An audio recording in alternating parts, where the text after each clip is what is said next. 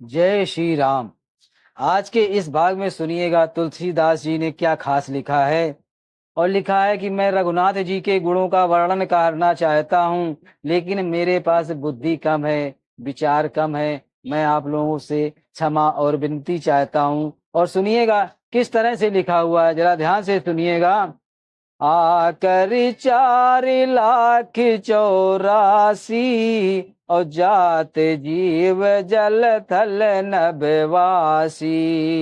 सिय राम मैं सब जग जानी, और करहूँ प्रणाम जोरे जुग पानी। अर्थात 84 लाख योनियों में 4 प्रकार के, अब सुनिएगा, स्वदेजस, अखंडज, उद्भिज, जरायुज, जीव जल पृथ्वी और आकाश में रहते हैं। उन सब के से भरे हुए इस सारे जगत को श्री सीताराम मैं जानकर मैं दोनों हाथ जोड़कर प्रणाम करता हूँ। जानी कृपा कर किंकर मोह, और सब मिल करहूँ छाड़ छल छोहू। निज बुद्धि बल भरोसे मोहि नाही, और ताते विनय करऊं सब पाही।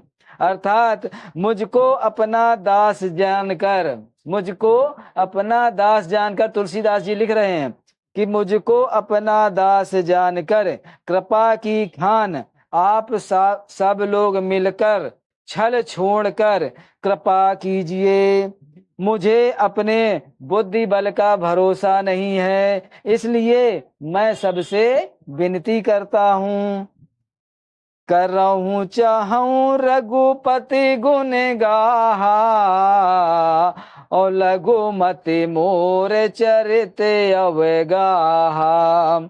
सूझ न एक अंग उपाऊ, और मन मत रंग मनोरथ राऊ। अर्थात मैं श्री रघुनाथ जी के गुणों का वर्णन करना चाहता हूँ। तुलसीदास जी लिख रहे हैं कि मैं श्री रघुनाथ जी के गुणों का वर्णन करना चाहता हूँ, परंतु मेरी बुद्धि छोटी है। और श्री राम जी का चरित्र अथाह है, श्री राम जी का चरित्र अथाह सागर की तरह है। इसके लिए मुझे उपाय का एक भी अंग अर्थात लेस मात्र भी उपाय नहीं सूझ रहा है कि मैं क्या करूं, कैसे लिखूं। मेरे मन और बुद्धि कंगाल हैं, किंतु मेरा मनोरथ राजा है। मुझे उनके बारे में लिखना है, ये मैंने सोच रखा है।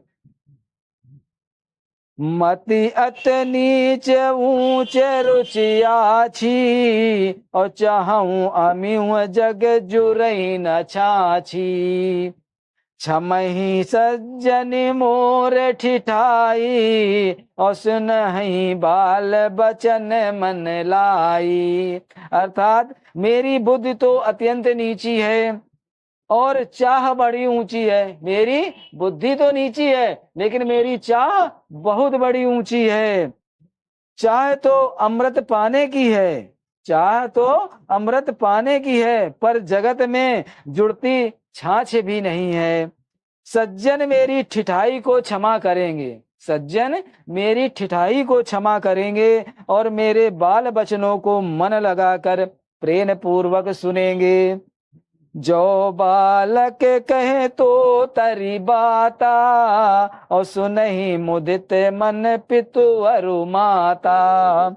हसहि कूर कुटिल कुबिचारी, और जे पर दूषण भूषण धारी। सुनिएगा ध्यान से। जैसे बालक जब तोतले वचन बोलता है, जैसे बालक जब तोतले वचन बोलता है तो उसके माता पिता उन्हें प्रसन्न मन से सुनते हैं, किंतु क्रूर, कुटिल और बुरे विचार वाले लोग जो दूसरों के दोषों को भी पूर्ण रूप से धारण किए रहते हैं, अर्थात जिनके पराये दोष ही प्यारे लगते हैं वो हंसेंगे। निज कबीत्र के ही लागे ननी का, और सरस हो अति फीका। जे पर बनित सुनत हर शासी, और ते बर पुरुष बहुत जग नाही। अर्थात रसीली हो या अत्यंत फीकी, रसीली हो या अत्यंत फीकी अपनी कविता जिसे अच्छी नहीं लगती है, किंतु जो दूसरों की रचना को सुनकर हर्षित होते हैं, ऐसे उत्तम पुरुष जगत में ज्यादा नहीं है, बहुत नहीं है।